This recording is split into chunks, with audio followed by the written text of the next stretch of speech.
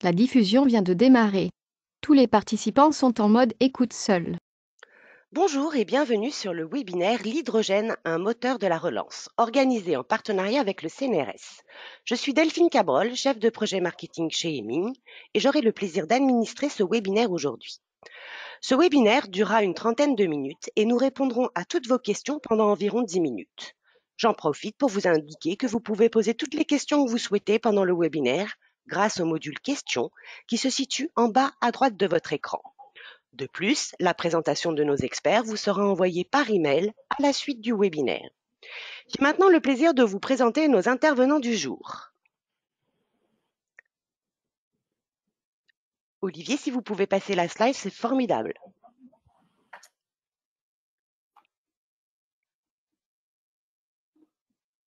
Est-ce que vous arrivez à... Merci beaucoup. Alors, Alison Marion, consultante en financement de l'innovation. Bonjour Alison.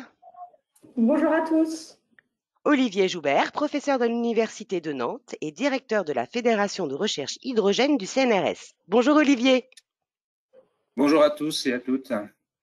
Et Romain Boucher, team leader, consultant et docteur en physique-chimie. Bonjour Romain.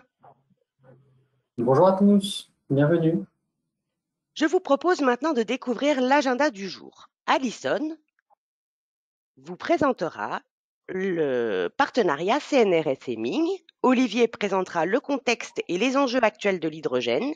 Puis Romain abordera le plan de relance.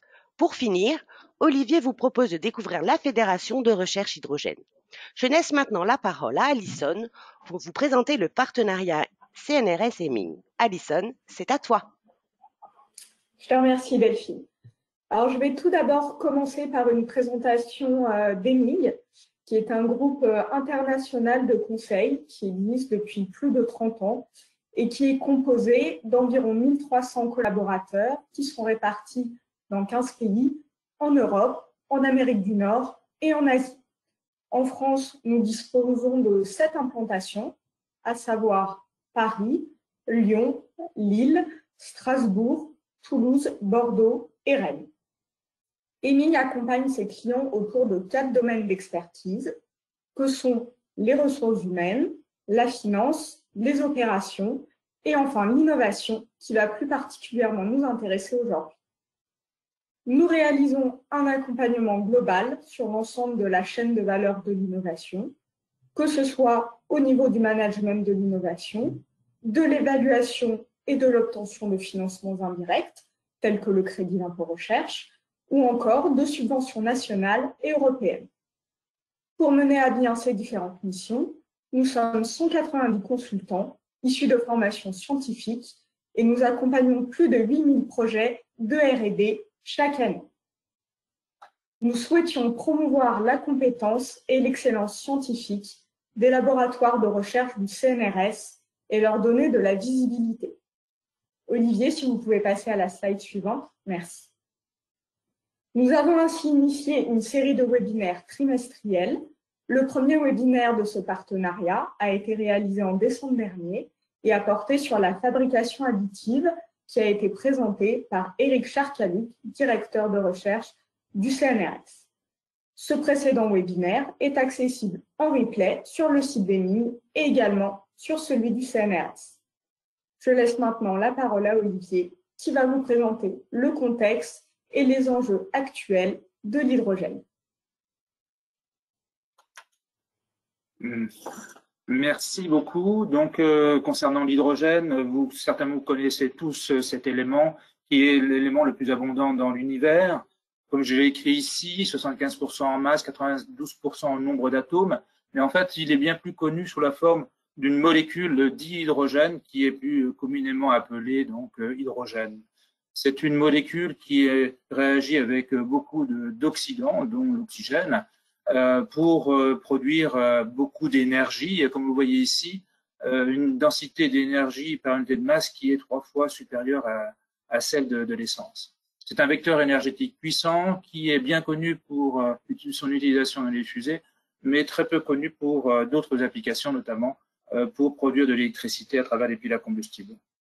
D'une façon générale, comme vous le voyez sur cette slide, Le vecteur énergétique, c'est-à-dire l'utilisation de l'hydrogène en tant que source d'énergie, est très peu utilisé. En fait, cette molécule est utilisée en tant que produit chimique pour des applications notamment pour le raffinage en pétrochimie, mais aussi pour la production d'ammoniac qui est très utilisé pour produire des engrais. 75 millions de tonnes d'hydrogène sont produites actuellement dans le monde, mais ces 75% sont produites essentiellement à partir et malheureusement, on va dire, de produits carbonés et de ressources fossiles. On produit à ce moment-là de l'hydrogène qui est bien souvent appelé gris, mais de façon plus facile, de l'hydrogène carboné, et avec un dégagement assez important de CO2, 10 kg de CO2 par kilogramme d'hydrogène produit. Alors, bien sûr, il y a d'autres technologies de production d'hydrogène qui sont beaucoup plus vertes, comme vous voyez ici sur le slide. Celle qui est la plus connue, c'est l'électrolyse, qui est connue depuis des lustres déjà, mais qui est très peu utilisée parce qu'elle est beaucoup plus coûteuse que la précédente. 4% d'hydrogène est produit par ces technologies-là. Alors, on produit de l'hydrogène dit vert en utilisant de l'électricité, donc une source d'énergie qui permet de séparer la molécule d'eau en hydrogène et en oxygène.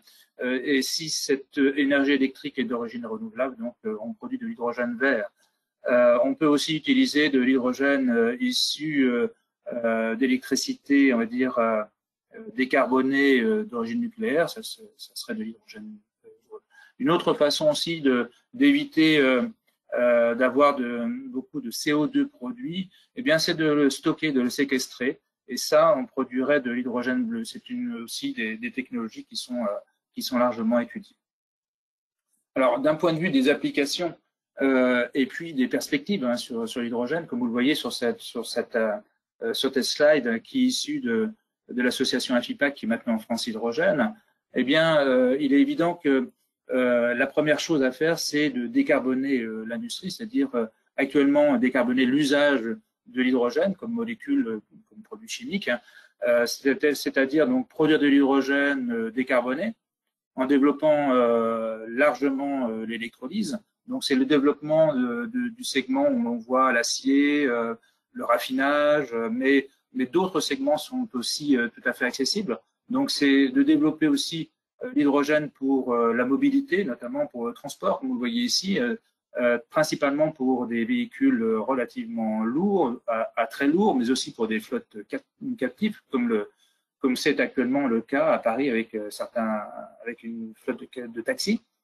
Et puis, comme vous le voyez, c'est aussi de développer d'autres usages, notamment pour produire de la chaleur, électricité et chaleur.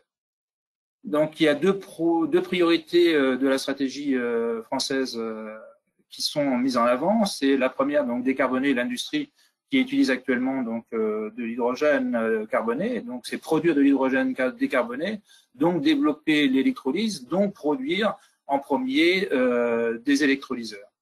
Et puis, deuxième stratégie aussi, c'est développer une offre de mobilité lourde décarbonée. Alors pour répondre à ces stratégies, il faut aussi inciter et motiver et structurer la recherche, donc qui doit permettre donc de lever des verrous, donc à la fois scientifiques et technologiques. Alors des verrous qui sont principalement sur la durée de vie. On a actuellement des systèmes qui sont performants, mais il faut augmenter la durée de vie de ces objets, que ce soit des piles à combustible ou des électrolyseurs.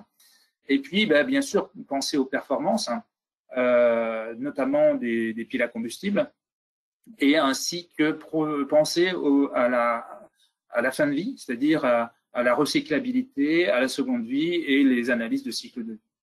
Alors, si on veut aussi développer ces systèmes, il faut réduire les coûts. C'est ce que je disais tout à l'heure. L'électrolyse produit de l'hydrogène a des coûts actuellement bien supérieurs à celui de l'hydrogène carboné. Donc, il faut réduire ces coûts, réduire les coûts à la fois de fabrication, bien sûr, de fabrication, d'installation, d'exploitation, de démantèlement, en lien avec le développement, bien sûr, de cette filière industrielle, notamment la filière industrielle française. Et puis penser à l'intégration de l'hydrogène, qui est quelque chose de nouveau dans notre paysage. Donc, bien sûr, vis-à-vis des particuliers, mais essayer aussi de faire en sorte que le monde socio-économique ne soit pas, disons, soit friand, on va dire, de cet hydrogène-là, qui, comme j'ai dit tout à l'heure, a beaucoup de possibilités. Et en même temps, développer des formations sur toute la chaîne de valeur de l'hydrogène. Maintenant, je vais laisser la parole à Romain pour le plan de relance et les mesures liées à l'hydrogène. Merci Olivier. Alors, le plan de relance, Olivier, si vous pouvez juste passer sur la… Super, merci beaucoup. Alors, qu'est-ce que le plan de relance hydrogène? Il faut savoir que ce plan de relance, en fait, ce n'est pas une initiative isolée. En fait, c'est la conjonction de deux choses, le plan de relance national français et un plan de déploiement pour l'hydrogène de la Commission européenne. Donc, du côté français, plan de relance de 100 milliards d'euros, 30 milliards qui sont sécurisés pour la transition écologique. Et de l'autre côté, en fait, on a une feuille de route de la Commission européenne qui, elle, en fait, vise à produire de l'hydrogène avec des étapes clés. Notamment, il y avait déjà en 2014 une première étape à 6 gigawatts. On a 40 gigawatts qui est le vrai objectif en 2030. Et surtout, 2050, neutralité carbone. Donc, à partir de ce plan de relance français et de cette feuille de route, on a vu apparaître donc, le plan de relance hydrogène, un plan qui a été annoncé à 7 milliards jusqu'à 2030, sachant qu'une partie est quand même réservée sur les premières étapes, donc 2,4 milliards qui sont disponibles avant 2023, c'est-à-dire tout de suite, concrètement pour les prochains années. Deux actions principales. La première, c'est déployer l'usage de l'hydrogène sur les territoires, vraiment ancrer l'utilisation sur le sol et avec les acteurs territoriaux. Deuxième action très importante, c'est innover pour cette production industrielle. Bien évidemment, réduction de coûts, mais également trouver de la compétitivité dans l'hydrogène française. Des objectifs, il y en a deux qui sont annoncés très clairement. Le premier, il est chiffré sur les émissions. On veut faire une économie de 6 millions de tonnes CO2 à horizon 2030. C'est-à-dire qu'on veut vraiment avoir l'équivalent de la consommation de Paris sur 2030 avec l'objectif européen affiché de 40 gigawatts. Donc, la France veut faire partie de cet objectif.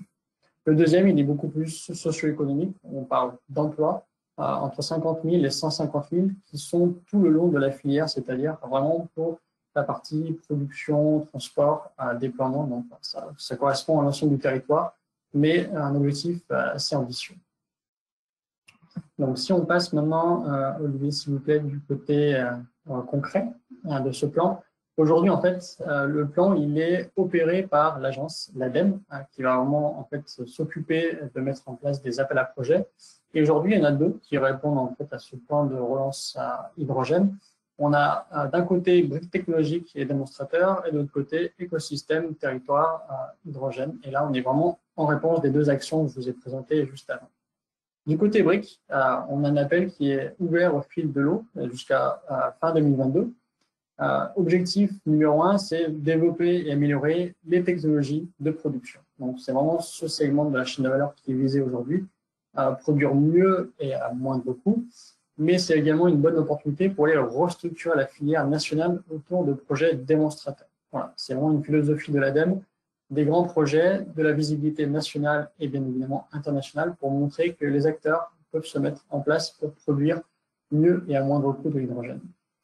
En termes de cahier des charges, c'est un appel qui vise principalement les entreprises qui peuvent répondre toutes seules ou en collaboration avec d'autres entreprises, mais également avec des laboratoires de recherche qui vont apporter vraiment cette technicité et cette approche très fine en fait sur les solutions pour pouvoir vraiment être en rupture par rapport à ce qui peut exister aujourd'hui sur le marché.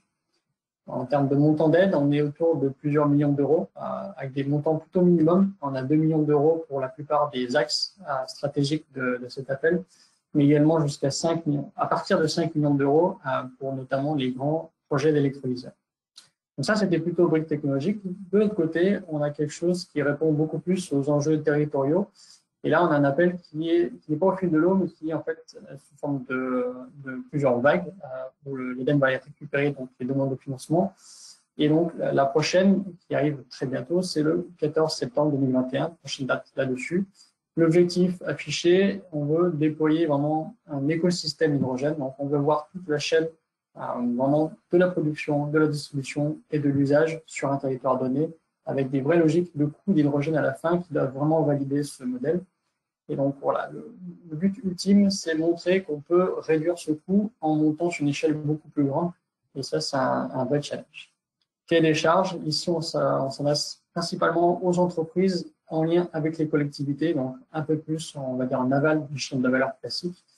Mais en tout cas, voilà, avec ces deux appels à projets ouverts, on couvre vraiment toute la chaîne de valeur d'hydrogène et notamment on couvre tous les acteurs qui peuvent travailler sur l'hydrogène aujourd'hui en France. Donc, Olivier, je vous relaisse la main pour la suite. Merci beaucoup. Donc, comme vous l'avez bien compris, il y a une stratégie nationale qui est donc développée par le gouvernement, qui vise donc à déployer ou structurer la filière industrielle. Et puis, notamment dans la stratégie nationale, il y a aussi un axe sur la recherche, et qui vise bien sûr à structurer la recherche pour répondre à des problématiques industrielles. Et ça a été impulsé par le CNRS il y a plus de 20 ans. Le CNRS qui rassemble un certain nombre d'acteurs, notamment sur l'hydrogène, et ces acteurs sont un peu éparpillés, ou étaient un peu éparpillés dans toute la France. Et depuis donc à peu près 20 ans, il y a eu des groupements de recherche qui ont été mis en place au niveau du CNRS. Alors, le premier groupement s'est fait en rassemblant les acteurs travaillant dans le domaine des piles à combustible à haute température, dit SOFC. Et juste après, il y a eu aussi un groupement de recherche sur des piles, des acteurs travaillant sur les piles dites PEM, travaillant à basse température. Et au fur et à mesure, ces groupements se sont étoffés en rajoutant d'autres groupes d'acteurs essentiels pour le développement de l'hydrogène, notamment des acteurs travaillant dans le domaine des systèmes, notamment des acteurs travaillant dans le stockage de l'hydrogène, c'était le GDR actif, et qui ont formé un groupement de recherche que j'ai dirigé depuis 2014 qui s'appelait ISPAC, pour hydrogène, système et piles à combustible, et qui a rassemblé plus d'une centaine de laboratoires travaillant dans le domaine de l'hydrogène. Des laboratoires académiques, principalement du CNRS, mais aussi du CEA, et des acteurs aussi industriels. En 2020, le CNRS a souhaité recentrer ses forces et ce groupement par la création d'une fédération qui rassemble uniquement des laboratoires du CNRS travaillant dans le domaine de la production d'hydrogène par électrolyse, son stockage et sa conversion en énergie électrique pour des applications en mobilité et en stationnaire. Et c'est la fédération de recherche hydrogène du CNRS que je dirige donc depuis le 1er janvier 2020. C'est une fédération dont l'objectif est encore une fois de fédérer, structurer les activités du CNRS dans le domaine de l'hydrogène et des piles à combustible, mais aussi favoriser des collaborations entre les laboratoires du CNRS, mais pas que, entre les laboratoires du CNRS et les laboratoires partenaires du CNRS, notamment du CEA, mais pas que aussi, et favoriser l'accès aussi aux entreprises, c'est d'avoir une meilleure visibilité des activités du CNRS dans ce domaine. Ces 29 laboratoires, c'est à peu près 280 chercheurs et enseignants-chercheurs du CNRS, des chercheurs et enseignants-chercheurs qui produisent principalement des publications, comme vous voyez ici, et puis depuis une vingtaine d'années, le CNRS a participé à la création ou a accompagné des startups qui sont maintenant des startups connues. Au niveau des compétences des acteurs académiques de cette fédération, elles sont multidisciplinaires, ça va de la synthèse des matériaux, donc très amont au niveau des échelles TRL, jusqu'à l'intégration système en passant par de la modélisation à toutes les échelles, que ce soit à l'échelle de l'atome jusqu'à l'échelle système. Alors, nous avons à l'intérieur de la fédération défini nos challenges qui sont en phase avec les priorités de la stratégie nationale, c'est-à-dire eh bien, accompagner le développement de l'électrolyse, c'est-à-dire la production efficace d'hydrogène à partir des énergies notamment renouvelables, en développant notamment l'électrolyse à haute température, qu'on appelle aussi SOEC, qui va coupler l'utilisation bien sûr de l'électricité, mais aussi de la chaleur, une chaleur fatale. Et puis développer la deuxième stratégie ou accompagner la deuxième stratégie nationale qui est la mobilité lourde en développant une pile de combustible de type PEM de troisième génération. Et bien sûr, on pense aux moyens de stockage, c'est-à-dire accompagner le développement de stockages innovants, que ce soit des stockages solides, mais aussi gazeux, et aussi d'autres moyens de stockage, notamment des liquides organiques. Alors, les principales avancées que nous, on perçoit, c'est à la fois dans l'amélioration de l'existant, par des recherches qui visent par exemple, à diminuer la teneur en métaux précieux, le platine, développer des nouvelles architectures de cellules pour les piles à combustible, mais aussi pour l'électrolyse. Mais, et ça c'est un atout essentiel des laboratoires de CNRS, sachant que dans un laboratoire où il y a un certain nombre de chercheurs qui travaillent dans le domaine de l'hydrogène, et bien juste à côté, des collègues travaillent à la fois aussi sur les batteries, sur les supercondensateurs ou sur le photovoltaïque. Donc c'est aussi hybrider les piles à combustible avec des batteries, l'électrolyseur avec les systèmes de stockage. Donc ça permet vraiment des développements nouveaux. En parlant de développement nouveau, on prépare aussi le coup d'après, ce qui sera sur l'étagère dans peut-être une vingtaine d'années, avec de la recherche très amont de nouveaux matériaux dans tous les domaines, pour des matériaux donc polymères pour les piles à combustible de type PEM, par exemple des nouvelles membranes, des nouveaux catalyseurs pour ce même type de piles, des matériaux céramiques pour les électrolyseurs à haute température. Et puis, on travaille aussi à des TRL assez élevés avec des tests accélérés en conditions d'usage ou des nouvelles technologies de production d'hydrogène ou voire de production de d'autres molécules qui pourraient permettre de transporter l'hydrogène tel que l'ammoniac. La fédération de recherche est divisée en 4 axes scientifiques qui sont en phase avec une meilleure visibilité vis-à-vis du monde industriel, un axe production fortement axé sur, comme je l'ai dit tout à l'heure, sur la production d'hydrogène par électrolyse, avec des verrous notamment sur les coûts, la durée de vie, un axe stockage, alors à la fois sur le stockage solide, mais aussi gazeux et liquide, et puis deux axes sur les applications, à la fois en mobilité et en stationnaire. N'oublions pas encore une fois que parmi les collègues académiques, il y a de nombreux chercheurs qui travaillent en périphérie de l'hydrogène, mais dont les recherches peuvent être directement utilisées pour développer ou aider au développement de la filière industrielle, par exemple sur les capteurs pour les applications dans le domaine de la distribution de l'hydrogène, ou sur les matériaux polymères qui peuvent être utilisés pour, encore une fois, la distribution de l'hydrogène. Alors, ce slide-là pour vous montrer que nous avons pas seulement des axes scientifiques, mais d'autres axes qui sont transversaux. Un axe lié à la formation et qui est essentiel pour nous parce que nous sommes chercheurs, mais aussi enseignants-chercheurs. Et donc, nous connaissons parfaitement l'ensemble des formations en lien avec l'hydrogène. Et puis, nous sommes aussi partie prenante d'utilisation d'acquisition d'appareils pour caractériser les matériaux, pour caractériser les systèmes. Et donc, nous voulons mettre aussi en place des plateformes technologiques qui peuvent être à la fois utilisées par nos partenaires actuels, c'est-à-dire des collaborateurs de CNRS, mais aussi des partenaires historiques à la fois du CEA et des industries.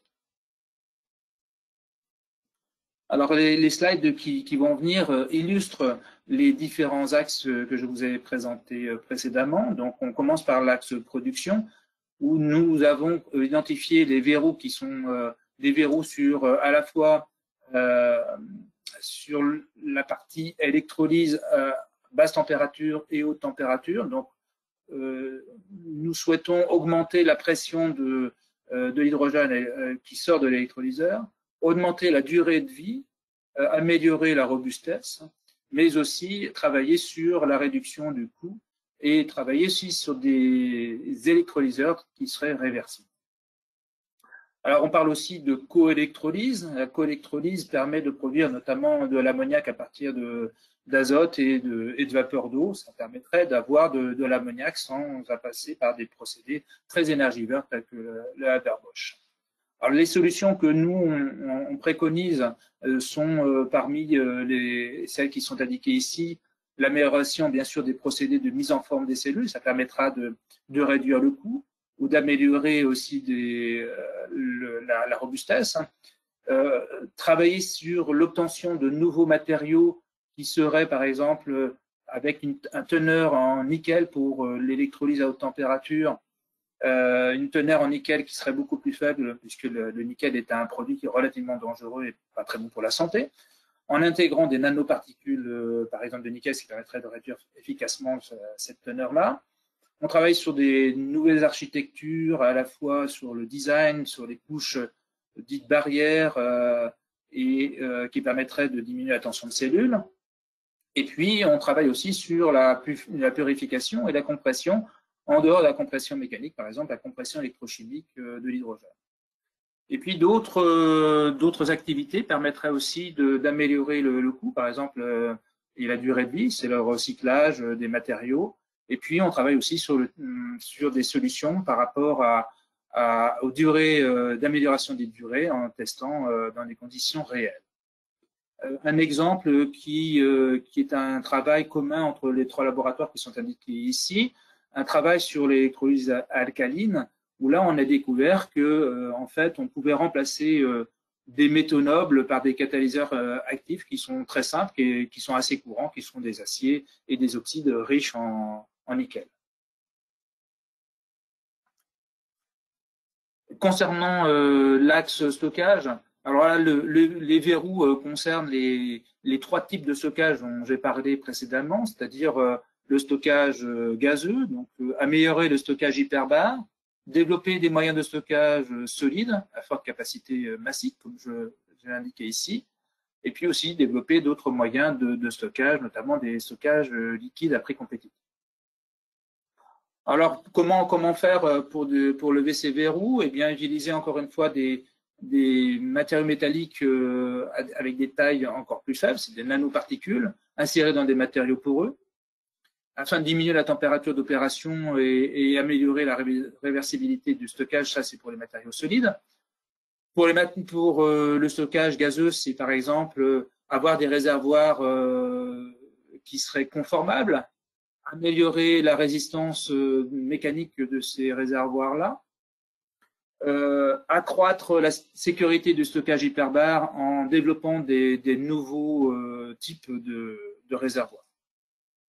Un exemple que j'ai pris parmi ceux développés à l'ICMPE, qui est un laboratoire situé du côté de Thiers, eh bien, c'est le développement de matériaux solides qui présentent une capacité de stockage qui est relativement faible, mais qui se fait à température ambiante et des pressions relativement basses.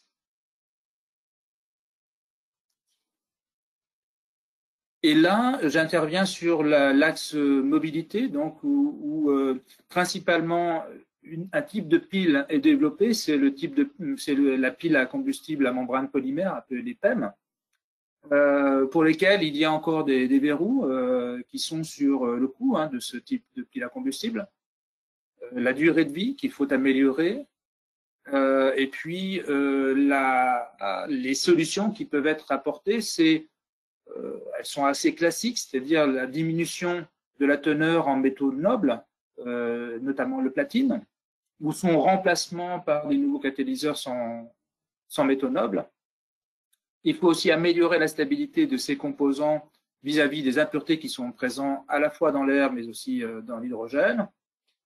Optimiser et développer des nouvelles membranes qui seraient des membranes soit plus vertes, moins coûteuses que la membrane actuelle qui est le Nafion.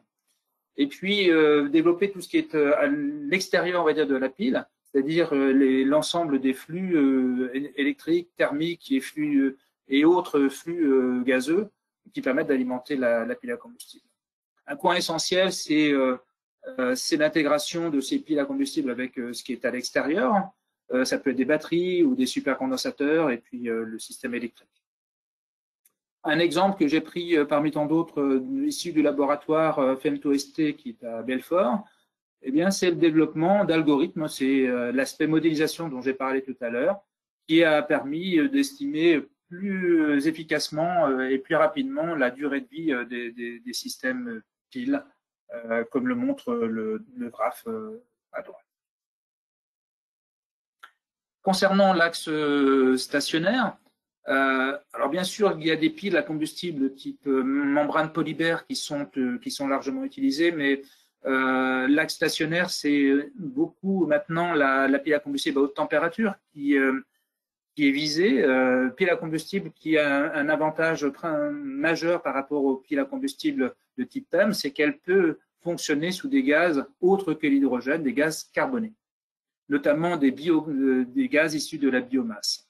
Le problème de ces gaz ou ces biogaz, c'est qu'ils contiennent de nombreuses impuretés, notamment H2S. Donc, il y a pas mal de verrous vis-à-vis de l'utilisation de ces gaz issus de la biomasse, notamment l'amélioration des électrodes qui sont en contact avec ces gaz-là. Donc, amélioration qui passe par des ruptures à la fois matériaux, à la fois architecture, vis-à-vis donc de ces matériaux. Alors, un exemple que j'ai pris qui est issu du laboratoire ICMCB situé à Bordeaux, c'est le développement d'oxyde simple, un oxyde de praséodyme. C'est ces petites boules noires que l'on voit ici, qui ont permis d'améliorer efficacement la diffusion de l'oxygène à travers cette électrode et qui a permis d'améliorer, bien sûr, directement les performances de la pile à combustible. Concernant les deux axes transverses de la fédération, le premier est la formation qui accompagne notamment de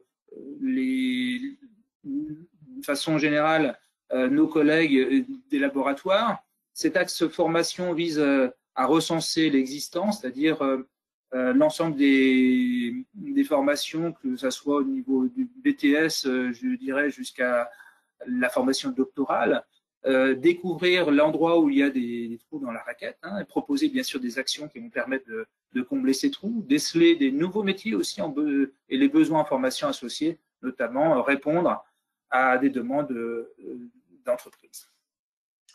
Et puis, comme je le disais aussi, nous sommes acteurs de la recherche qui utilisons le principe des outils de haute technicité.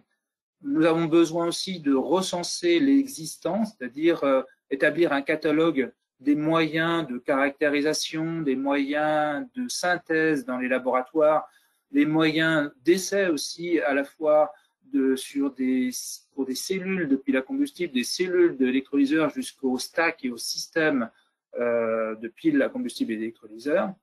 Mettre en place un réseau de compétences pour montrer quelles sont les compétences dans ces laboratoires. Travailler aussi sur le benchmarking pour tester dans différents laboratoires des systèmes, mais aussi tout simplement des cellules.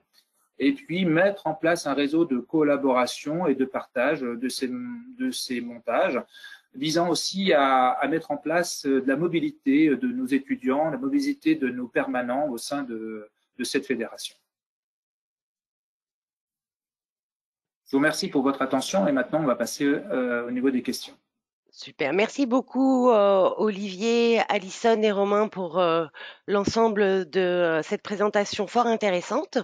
Alors, je vais commencer déjà par une première question qui nous est arrivée dans le module questions et qui parle des 40 gigawatts de production d'électricité nécessaires à l'électrolyse viendront d'où? Alors, je pense que c'est alors, je vais reformuler la question, ce sera beaucoup plus simple. Les 40 gigawattheures de production d'électricité nécessaires à l'électrolyse viendront d'où? Nucléaire, renouvelable, intermittent? Je pense que c'est une question pour Olivier. En fait, je pense qu'il s'agit peut-être de la figure que je t'ai présentée sur le plan européen, Oui, 40 je pense. gigawatts, tout à fait à 2030. Alors, c'est que j'ai pas précisé, mais on est sur de l'électrolyse, du coup, à partir d'énergie renouvelable. Donc, hydrogène verte présenté par Olivier, c'est bien ce qu'il y a derrière sur 40 gigawatts. Merci beaucoup, j'ai fait une erreur d'aiguillage. Alors, Non, mais moi, je suis tout à fait d'accord avec Romain, bien sûr. Hein. Les 40 gigawatts viendront d'un ensemble de possibilités actuelles et futures, parce que je pense qu'il va y avoir des développements attendus des énergies renouvelables en France, mais aussi dans le monde, et qui doivent permettre, et je l'espère, on va dire, d'avoir ces 40 gigawatts. merci Pour l'instant, on beaucoup. les a. Merci beaucoup. Quelles sont les initiatives prévues pour accompagner et soutenir la recherche fondamentale? Alors, je pense que je vais aussi pouvoir répondre sur cette partie-là. Alors, malheureusement, le plan de relance hydrogène dans l'état actuel n'est pas ici, n'a pas vocation en tout cas à booster la recherche fondamentale. Donc, en fait, on reste sur des systèmes de financement classiques, c'est-à-dire ANR du côté français, et au niveau européen, on a toujours ce programme européen. Alors, c'était H2020 jusqu'à maintenant, ça devient Horizon Europe.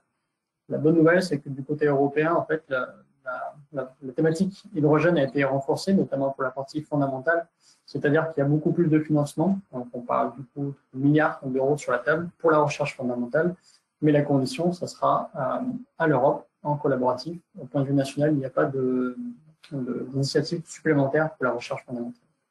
Merci Romain.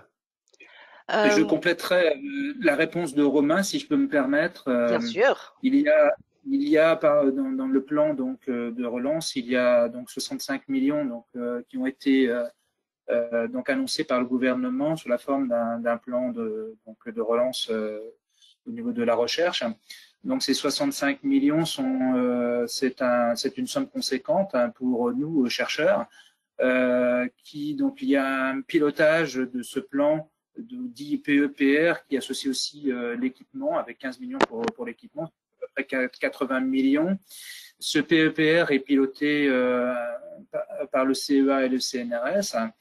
Et donc au niveau du CNRS, c'est notamment Adélila Slaoui qui pilote ça.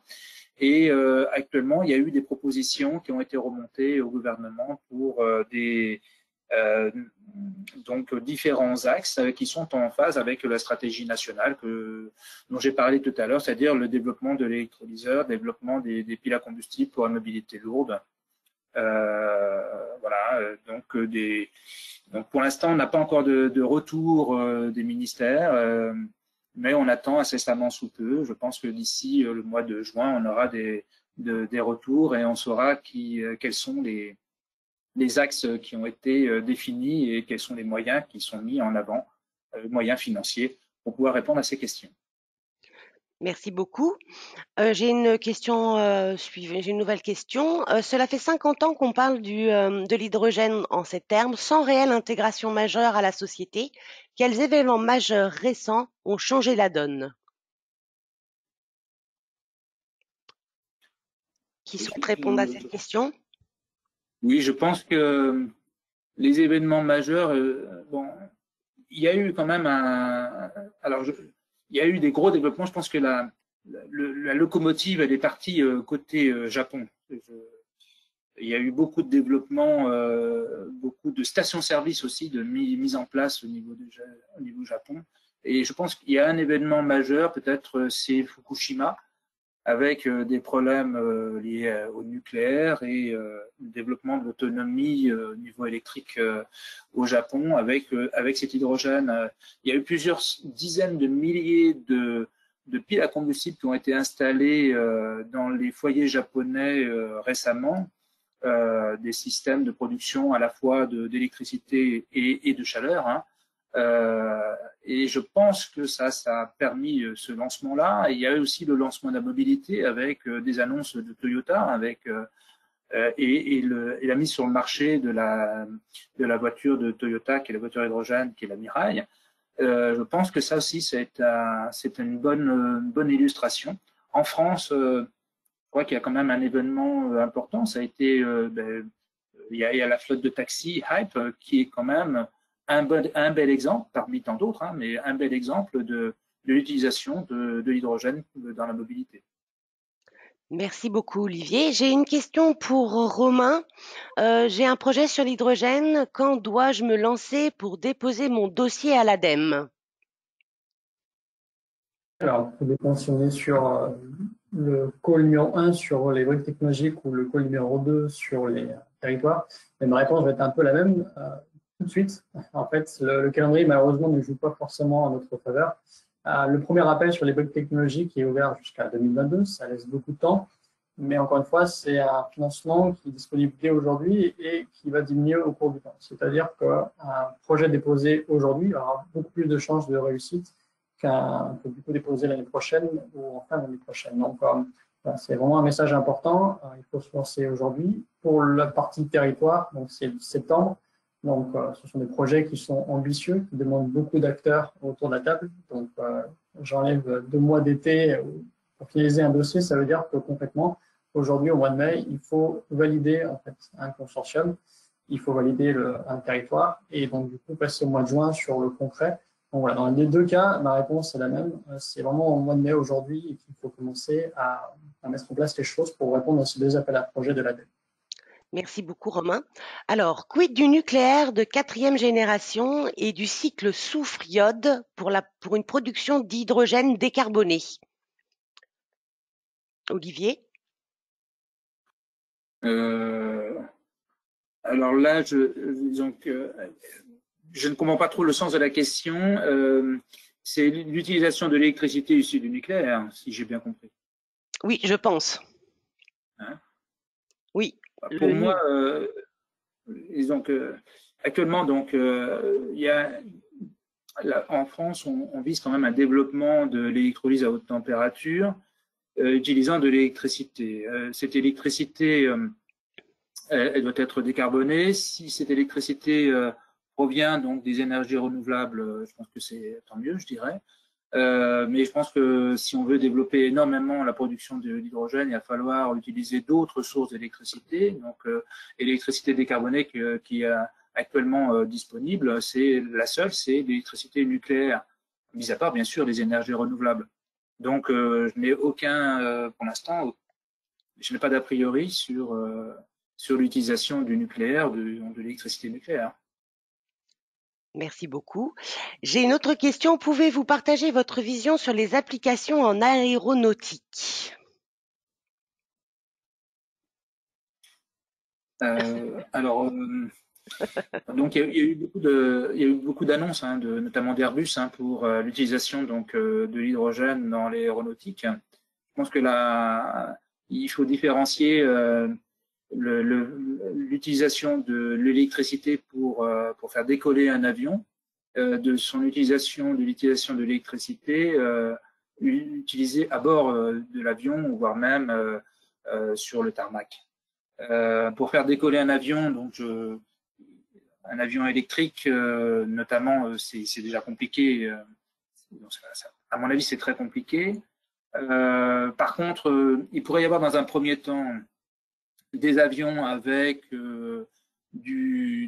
premièrement du kérosène synthétique, c'est-à-dire qu'avec de l'hydrogène, on peut faire beaucoup de choses, on peut même faire du kérosène.